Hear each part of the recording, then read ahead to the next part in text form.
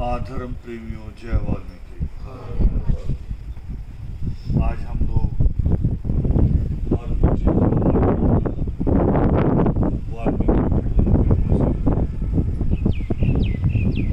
और हमें मौका मिला है ईश्वर के चरणों में बैठकर आदि नित्यम का पाठ कर सकें। तो पाठ के मामले में मैं हमेशा कहता हूँ, आज भी ज़्यादा संगत पहली बार आई है, तो ये बात समझ लो कि पाठ का संबंध ना तो भय से है। हम कई बार डर के पाठ करते हैं कि मेरा कुछ बुरा ना हो जाए। पाठ नहीं किया तो ईश्वर को नाराज ना हो जाए, या लालच से करते हैं।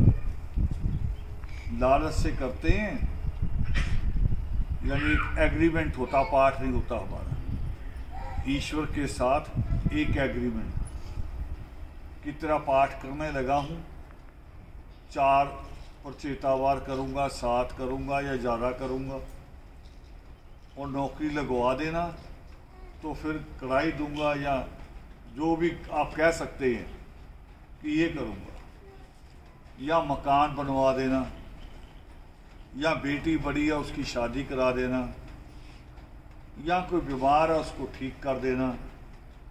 हमारी सबकी अपनी अपनी एप्लीकेशन, अपनी अपनी सोच।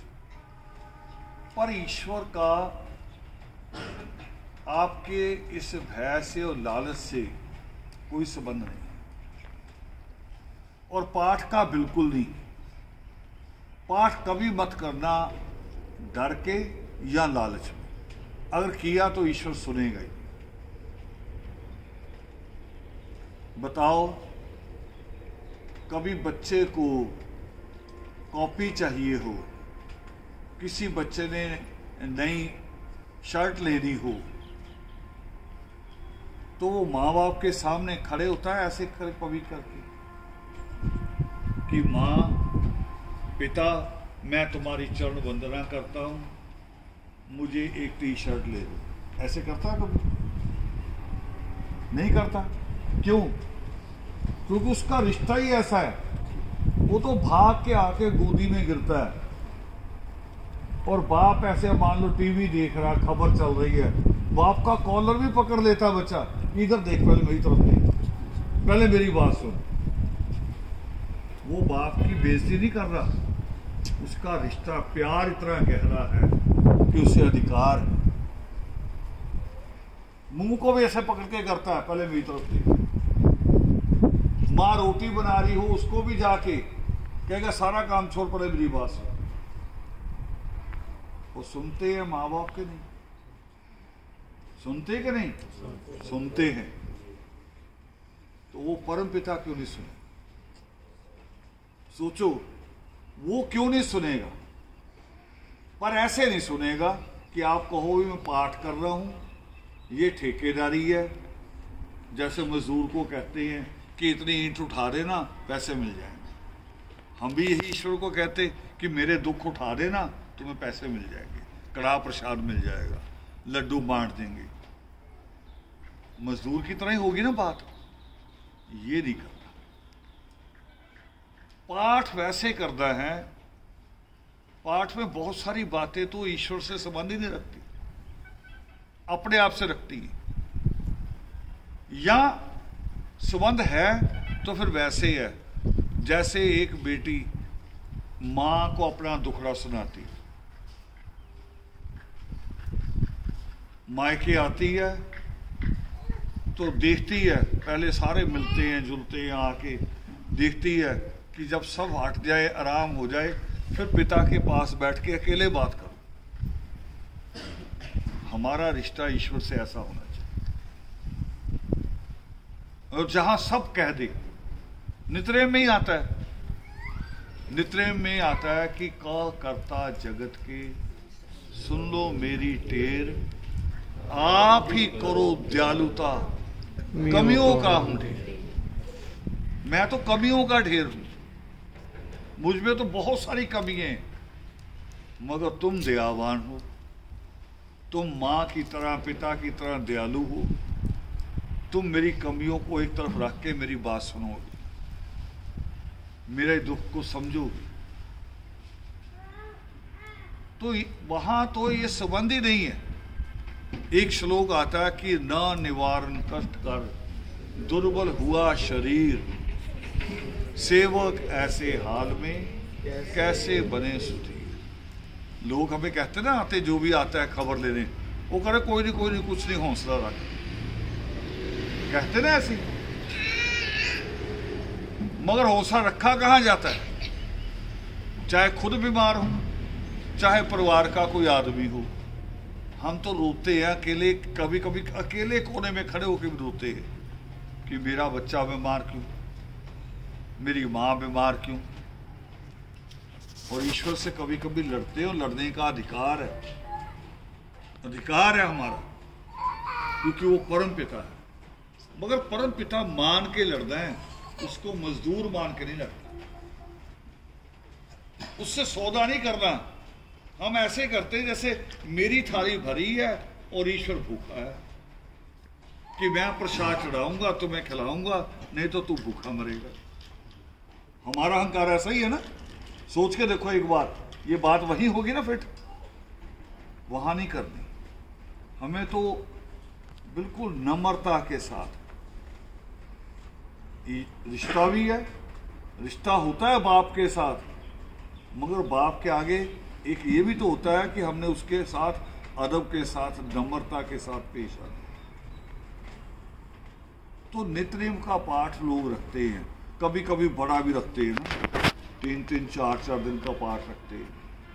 कभी कभी बड़ा बड़ा कहते हैं कीर्तन दरबार है, जगराता है, सत्संग है, बड़े से बड़ा रखते हैं।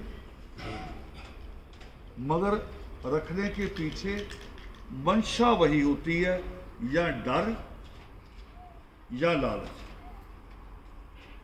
इससे हटके, ओए कौन है ये, बंद करो ये, ए बेटे सीधे हो जाओ, इसको लड़की को सीधे करो, सीधे लाइन में।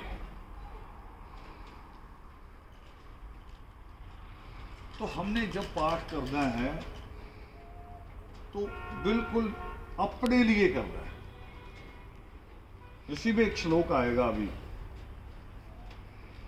कि मधु का अर्थ शहद है दाता, मधु जैसी वाणी दो जग दाता। अब बताओ ये वाणी किसकी मांग रहे हैं हम मीठी? ईश्वर की कि अपनी? अपनी मांग रहे हैं, उसकी थोड़ी मांगेगी। और वाणी मीठी से मिलेगा क्या? कहते हैं कि जिसकी जुबान अच्छी है, जिसके बोल अच्छे हैं, वो प्यार से सारे काम निकलवा लेता है। और जिसकी जुबान बुरी है, कितना सच्चा हो, कितना ही अच्छा क्यों ना हो दिल का, मगर शब्द गलत निकालेगा तो उसकी बात कोई सुनेगा? नहीं सुनेगा। तो नित्यनेम तो एक रास्ता है, हमें रास्ता देता है कि हमें जीवन में आगे बढ़ना कैसे। और जब रास्ता साफ कर लो, दिशा सही कर लो, फिर आपको अपनी मंजिल से जाने से कोई रोक नहीं सकता। सृष्टिकर्ता वाल्मीकि दयावान कहते हैं, वो कह रहे आप केवल पुरुषार्थ करो।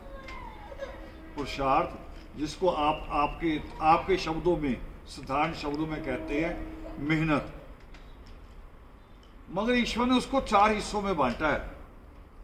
पुरुषार्थ को, मेहनत को 4 हिस्सों में बांटा है, जीवन के अनुसार, उम्र के अनुसार। पहली उम्र कौन सी होती है? उसमें क्या करता है बच्चा? पढ़ाई करता है। जीवन का पहला हिस्सा पढ़ने के काम, उसको ईश्वर ने पहले पुरुषार्थ को कहा धर्म। धर्म वो नहीं है जो लोग हमें कहते तिलक लगाना। अब एक आदमी पगड़ी पहनता है, एक आदमी टोपी पहनता है। एक दूसरे को कहें भी तेरा धर्म नहीं है, वो कहे कि धर्म केवल पगड़ी वाले के पास है। एक आदमी जनेऊ पहनता है, एक आदमी गात्रा पहनता है। अब गात्रे वाला कहे कि तेरा धर्म नहीं है, जनेऊ वाले का नहीं है, बात ही नहीं बनती। और ये चीजें धर्म है भी नहीं, ये चीजें धर्म नहीं। धर्म तो हमारे अंदर होता है, कैरेक्टर में, स्वभाव में। एक छोटी सी मिसाल दे रहा हूं, आप सारे समझ जाएंगे। रोड पे कोई तेज बाइक लेके आ रहा है, स्लिप हो गया, गिर गया, उसके चोट लगी, और एक तरफ दुकान है डॉक्टर की, एक तरफ दुकान है कसाई की। बताओ सबसे पहले उठाने कौन आएगा? आपका मन क्या कहता है, कौन उठाने आएगा? बोलो, हैं? डॉक्टर आएगा क्या कसाई? डॉक्टर नहीं आएगा, कसाई आएगा। डॉक्टर तो कहेगा पैसे है कि नहीं है, मैं क्यों जाऊं। फिर बताओ असली करेक्टर किसका बड़ा हुआ? कसाई का बड़ा हुआ ना। हमें लग रहा पूरा वो कि ये तो मीट काटता है, जानवर की जान ले रहा है, मगर जब इंसान को चोट लगी तो भाग के आया कि नहीं आया? वो भाग के आया। जिस जानवर को काटता भी है ना, वो जानवर की भी अगर रात को ज्यादा आवाजें आनी शुरू हो जाए तो उठ के वो तब कसाई तब भी भागता है। उसको क्या कष्ट आया? धर्म पहनावे में नहीं है। अभी बच्चे बैठे थे मेरे पास, बात कर रहे थे बड़ी अच्छी, कि कहीं कहीं कह रहे, जाते कह रहे सिर ढक लो। सिर ढकने में धर्म है? अगर सिर ढकने में धर्म है तो आपने कभी कभी चित्र देखा परमात्मा का, जहां लव कुश भी बैठे हैं बराबर, बैठे हैं दोनों तरफ, लव कुश का सिर कभी ढका हुआ देखा? तो इसका मतलब लव कुश के तो परमात्मा की इज्जत ही नहीं कर रहे। यही हुआ ना। सिर ढकने में नहीं है, यहां दिल से हम किसे इज्जत देते हैं, वो किसका सत्कार करते हैं। एक बात और कह के पाठ शुरू करें। और दुनिया में कोई चमत्कार नहीं है। यानी चमत्कार हम सोचते हैं भी आज ही कुछ किया, तीर्थ गए थे, बस आज ही अच्छा हो जाए, ऐसा कहीं नहीं होता। कोरोना आया था ना, कोरोना बीमारी, चर्च कितना रोला शोर मचाती है ना। चर्च में कहते ना वो, जहां जहां जिसके दर्द है हाथ रख लो, हम दुआ करेंगे ठीक हो जाए। कोरोना ठीक किया उन्होंने, बल्कि चर्च को ताले लगे कि नहीं लगे? उस वक्त लगे थे ना, सब जगह ही, मंदिरों को भी सब जगह बंद हो गया। और उस कोरोना का इलाज कितने दिनों बाद आया? 1 साल लगा। यानी चमत्कार नहीं हो सकता कोई। डॉक्टरों ने दवाई बनाई, बनी दवाई 15 दिन में, मगर उन्होंने दे के देखी 3 महीने का असर होता है इसका। फिर कमी लगी भी 3 महीने तो ये रिएक्शन करती है, दवाई दोबारा बदली, 1 साल लगाया। और 1 साल लगाते वक्त भी उन्होंने कहा कि ये दवाई अभी भी गलत है। क्यों? वो कह रहे किसी भी नई दवाई के लिए 10 साल चाहिए। 10 साल बाद वो आदमी पे क्या असर डालती है, हमने ये भी नोट करना है। पर दे दी उस वक्त क्योंकि इमरजेंसी थी, पर तब भी 1 साल लगाया। चमत्कार कोई नहीं है। बच्चे बताओ, सारे बच्चे जो बैठे स्कूल जाते, सारे स्कूल जाने वाले बच्चे हाथ खड़ा करो एक बार, सारे पढ़ने वाले बच्चे हाथ खड़ा करो। अच्छा आप ही बताओ बच्चे, आपको कोई नहीं कहेगा। आप अपना रोल नंबर और पेन, नया पेन और खाली शीट किसी भी मंदिर में रख के चले जाओ, पास हो जाओगे? सही बताओ, सच पे हो जाओगे? पास कैसे होगा? शीट पे किसको लिखना पड़ेगा? आपको। पेन किसे उठाना पड़ेगा? आपको। मगर लिखोगे तब जब साल भर आपने याद किया। तो यहां चमत्कार है? नहीं है ना चमत्कार।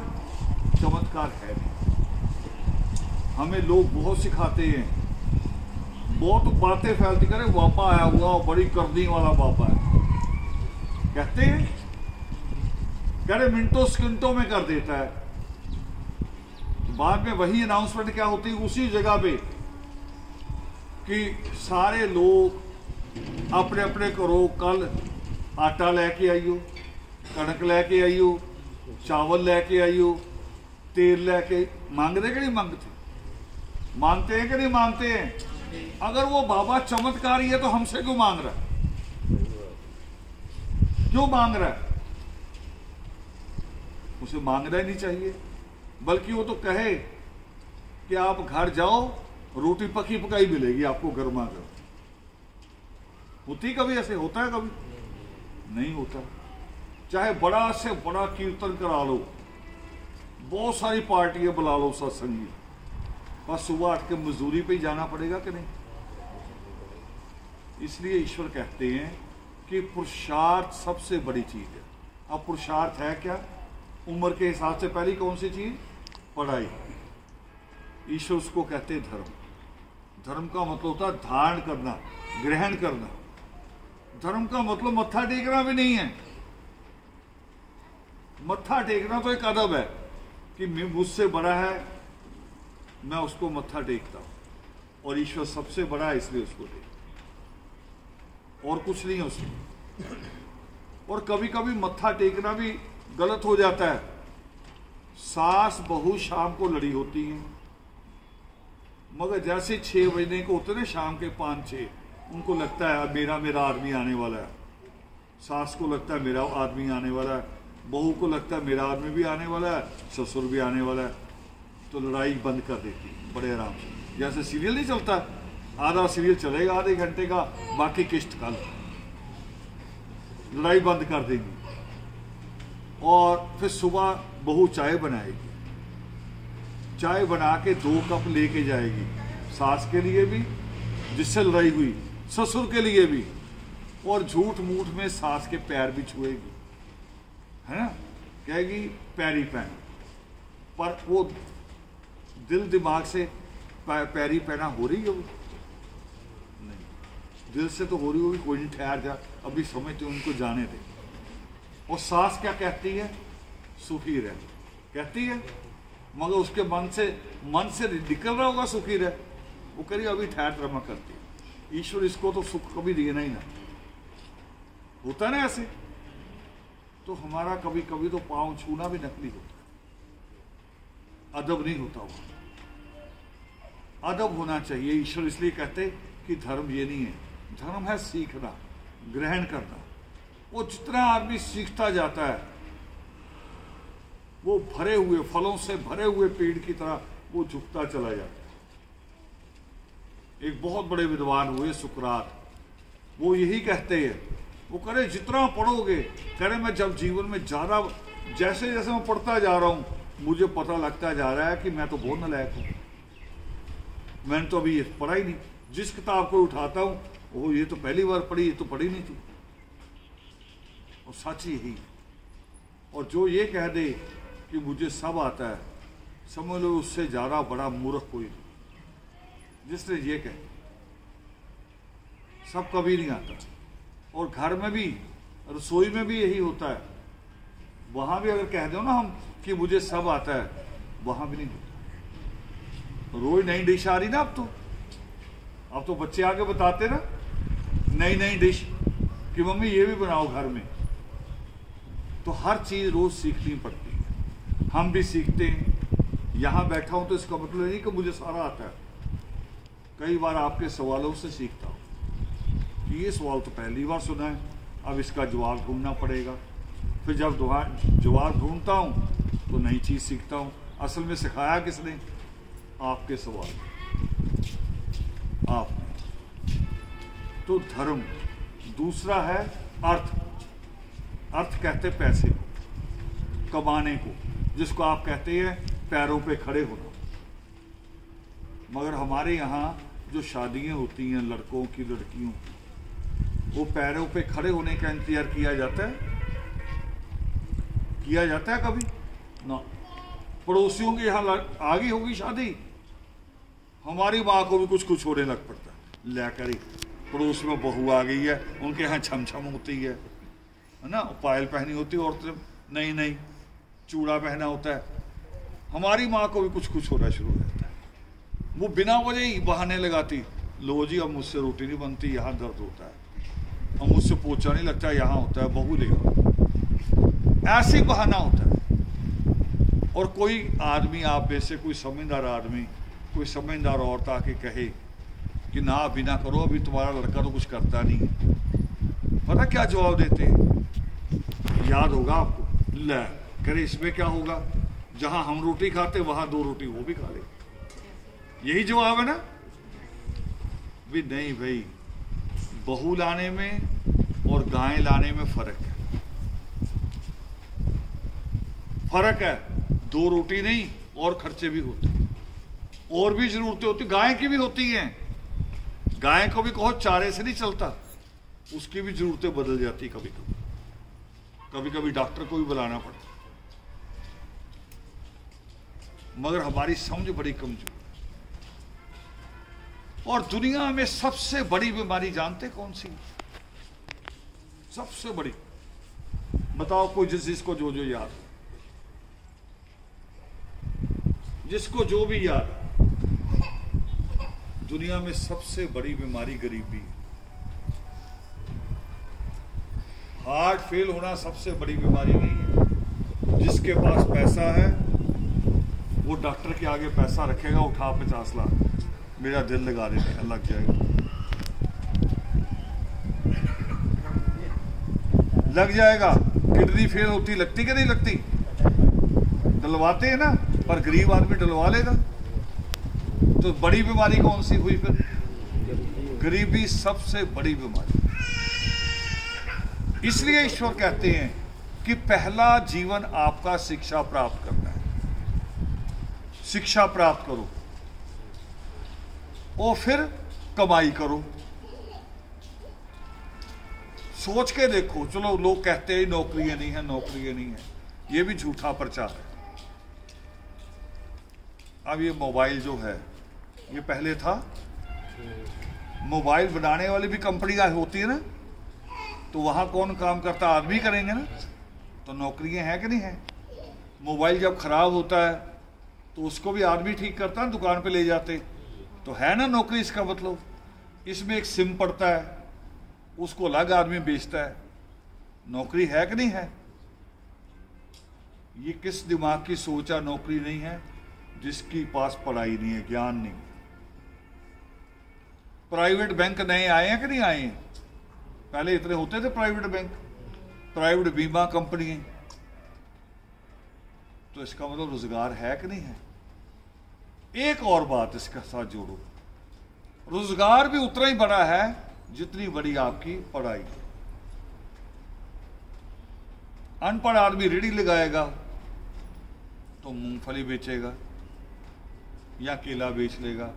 अगर पढ़े लिखे के दिमाग में आएगा भी चलो अपना ही काम कर लो, वो मूंगफली से तो ऊपर करेगा ना, कुछ करेगा कि नहीं करेगा? और बैंक भी लोन देते वक्त पूछता ना भी तेरी पढ़ाई लिखाई कितनी, पूछता कि नहीं पूछता? उसको उतना ही बड़ा लोन मिलता है। इसलिए पढ़ाई जरूरी है। यहां आए हो, पहला रिश्ता मान लो ईश्वर के साथ अपना। जैसे सिख को अगर सवाल करे ना, तुम पगड़ी क्यों बांधते हो भाई, हमारे जैसे ही हो, वो कहेगा गुरुओं ने कहा। किसने कहा था? गुरुओं का हुक्म है कि केस रखने हैं, कृपान पहननी है। किसका हुक्म है? गुरुओं का। वो जो मैंने मुसलमान वाली बात की थी, वो 5 वक्त जाता है नमाज करने। मंदिर 2 बार खुलता है दिन में, गुरुद्वारा भी 2 बार, मगर मुसलमान 5 बार जाता है। उसको पूछो भी तू ऐसे क्यों कर रहा है? उसका भी एक ही जवाब कि मेरे पैगंबरों का हुक्म। वो 5 बार जाता है। हम सोचो आज पहला हुक्म आज लेके जाना है यहां से, सृष्टिकर्ता वाल्मीकि दयावान, उनका हुक्म क्या है हमारे लिए? देखो गौर से उनके हाथ की तरफ देखो, उनके हाथ में क्या नजर आता है? क्या है उनके हाथ में? कलम। ये पहला हुक्म है हमारे।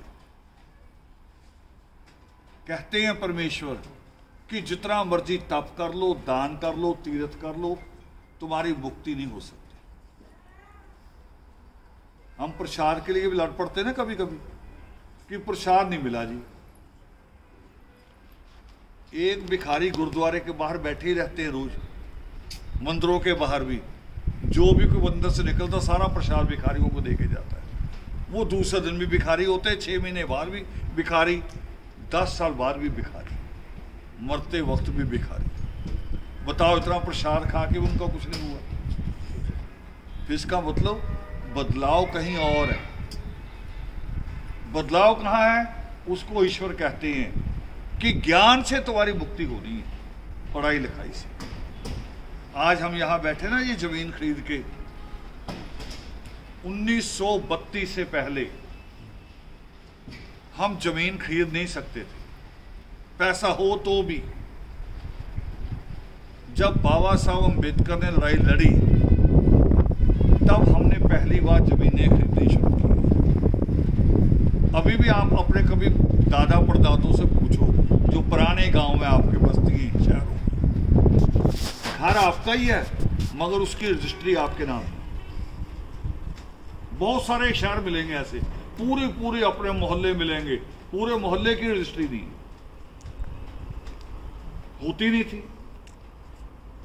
किसने दिलाई? बाबा साहब अम्बेडकर ने। और दिलाई कैसे? कि ज्ञान था उनके पास, ज्ञान था। और ये रजिस्ट्री क्यों जरूरी थी? जब पहली बार वोट बनी तो अधिकारियों ने लिखा भी इनके पास तो जमानत के लिए कुछ नहीं है। जमानत चाहिए होती ना कि जमानत। तब बाबा साहब अम्बेडकर ने कहा भी चाहे जमीन इनकी नहीं है मगर जो ऊपर दीवारें बनाई है, चाहे घास फूस की छत बनाई है, बल्लियां डाली हैं, वो तो इनकी है ना। 50 रुपए कीमत डाल के जमानत ले और वोट बनाओ सब। अगर बाबा साहब ना होते तो हम ये नहीं ले सकते थे। और हमें पूजा पाठ का अधिकार भी नहीं था। एकलव्य की कहानी कभी पढ़ोगे तब पता चलेगा, पूजा पाठ का अधिकार भी नहीं था। आज भी हजारों मंदिर ऐसे हैं इंडिया में जहां लिख के लगाया हुआ शूद्रों का अंदर आना मना है, भंगियों का अंदर आना मना है, मगर हम हटते नहीं। जहां लिखा हो ना ऐसे आना मना, वहां ज्यादा जाते हो। जाना नहीं चाहिए। क्योंकि क्यों जाते हैं? क्योंकि हमारे अंदर अपना आत्म सम्मान, अपने आप को इज्जत नहीं हम देते। अगर अपने आप को इज्जत दो आप, तो आपको ठोकर मारता हूं इसको, हम अपना खुद बना लें। अगर आप में होगी ना मान सम्मान की बात, आपके अंदर गढ़ होगी, तो कहोगे हम अपना खड़ा करें। मगर वहीं जाएंगे, चले जाओ हरिद्वार, चल जाओ किसी भी चले जाओ तीर्थ स्थान पे, धर्मशाला खाली जहां कमरे मिलते हैं, वहां जाके कह दो मैं वाल्मीकि हूं, कमरा दे दो, कमरा नहीं मिलेगा। आज की डेट में भी, आज भी नहीं मिलेगा। बहाना लगा देंगे सारे बुक। पहले जैसा नहीं बिहेव कर सकते कि धक्के दे के निकाल दें, और डरते इनकी बरादरी पूरी इकट्ठी होके आ जाएगी, मगर बहाना लगा देंगे कमरा खाली देंगे। तो ये चीज कहां से आई जो हमें जो मिली आज? बाबा साहब की पढ़ाई लिखाई से। कानून को समझा उन्होंने और लड़ाई लड़ी। और यही बात परमात्मा कहते हैं कि ज्ञान से तुम्हारी मुक्ति है। तो पहला लेसन आज ये लेके जाना है कि हमारा घर बने या ना बने, नया कपड़ा मिले या ना मिले, पैसा बच्चों की पढ़ाई पे खर्च करना। 10 साल बाद देखना इसी कौम का नक्शा बदल जाएगा। 10 साल में डॉक्टर बनने में पता कितने साल लगते हैं? 17 साल। जज बनने में भी 17 साल। यानी 17 साल अगर मेहनत कर ली तो पूरी कौम का ही नक्शा बदल जाए। हम क्या कर रहे हैं? हम कह रहे हैं जाके देवी को, पीरों को, बाबों को, यहां के भी, कि ये 5 रुपए एडवांस, 10 रुपए एडवांस, बकरा और दूंगा, कढ़ाई दूंगा, मुर्गा दूंगा, यही करते हैं ना। ये ना करो। बच्चों की पढ़ाई का ध्यान रखो कि उसके पास कॉपी पेंसिल खत्म नहीं होनी चाहिए। वो ताकत बनेगी कौम की। तो ये जो वाल्मीकि उपवन है, यहां से आपको राख नहीं मिलेगी धोने की राख। ये इस हाथ में कोई आशीर्वाद नहीं है। आप कहो जी सिर पे हाथ रख दो कुछ हो जाएगा, नहीं हो सकता। ये भी झूठ है। यहां से आपको रास्ता मिलेगा जो ईश्वर ने दिखाया है। ईश्वर ने कहा कि ज्ञान से तुम्हारी मुक्ति होगी, हम यही कहें। और ईश्वर ने और बात कही कि तुम मेहनत करो और फल ना मिले, वो कह रहे ऐसे हो ही नहीं सकता। ये ईश्वर ने दावे से लिखा भी ऐसा हो ही नहीं सकता। तुम अगर वो चीज भी मांग लो ना जो आकाश में है, वो भी मिलेगी अगर तुम मेहनत करो। और इसकी मिसाल बता रहा हूं। हमारे यहां एक बेटी हुई भारत में जिसका नाम था कल्पना चावला। वो आकाश के बारे में सोचा करती थी और पढ़ाई की, अमेरिका गई और बाद में रॉकेट में बैठ के उसी आकाश में जाती थी, चांद तारों को देख रहे, उनकी पढ़ाई कर दे कि वहां क्या क्या है। मेहनत से होता है। हम मेहनत हार जाते हैं और फिर ईश्वर से सौदा करते हैं। मेहनत आप जैसी कोई नहीं कर सकता जैसे मेहनती आप हो। मेरी कौम से ज्यादा मेहनती कोई है ही नहीं। दूसरे लोग तो पसीने की कमाई खाते हैं, मेरी कौम की तो खून की कमाई भी है। पढ़ते हो ना, कभी कभी अखबार में आता है कि लड़का सीवर में उतरा मगर बाहर जिंदा नहीं आया। वो कमाई है हमारी। फिर चिरागों में डाला हुआ तेल चमत्कार क्यों नहीं करता? क्योंकि होना ही नहीं था। किसी देवी ने, किसी पीर ने कहा ही नहीं भी लाओ मेरे चिरागों में तेल डालो, कहा ही नहीं। हम जबरी डाले जा रहे, जबरी डाले जा रहे। कई जगह तो देखिए कि मजारे बनाई हुई है, उस पे तेल चढ़ाए जा रहे। तेल, मैं पूछा कि ये क्यों चढ़ा रहे हो? कह रहे यहां से ट्रक लेके निकलते हैं ना, फिर पीर हमारी रक्षा करेगा। मैं कर ही नहीं सकता, तेल इतना चढ़ा दिया, अगर वो उठने की कोशिश भी करेगा तिलक के गिरेगा। पहले तो वैसे मरा पड़ा बेचारा, अगर उठ भी पड़ा तिलक गया, तुमने उसको खराब इतना कर दिया बेचारा तिलक तिलक के गिरेगा। वो आते ना चोर काले कच्चे वाले तेल लगा के, वो इसलिए तेल लगा के आते कि पकड़े तो हाथ से निकल जाए। तुमने कहा आपका पीर आ ही नहीं सकता, तुमने उसको बेचारे को इतना परेशान कर दिया। ये कोई धर्म नहीं है। धर्म है कि हम एक दूसरे से प्यार करें, एक दूसरे का हाथ पकड़े। शादियों में जाके शगन देते हो ना, देते हो ना शगन। कभी किसी का बच्चा 10वीं क्लास में पास हो जाए, 90% नंबर ले ले और उस बच्चे ने डॉक्टर बनना हो और माँ बाप के पास पैसा ना हो, फिर तुम जाते हो शगन देते? जाओगे नहीं। हंकार है यहाँ। क्यों? इसका बच्चा क्यों बन जाए? है कि नहीं है? नहीं दे रहे।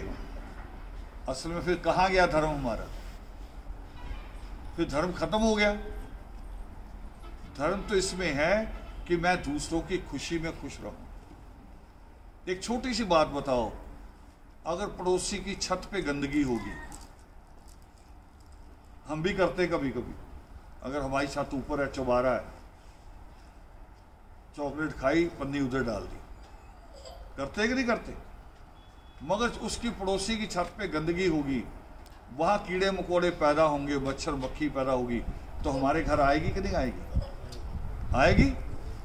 अगर पड़ोसी के घर अच्छे फूल लगे हों, महक फैल रही हो, तो वो महक भी हमारे घर आएगी कि नहीं आएगी?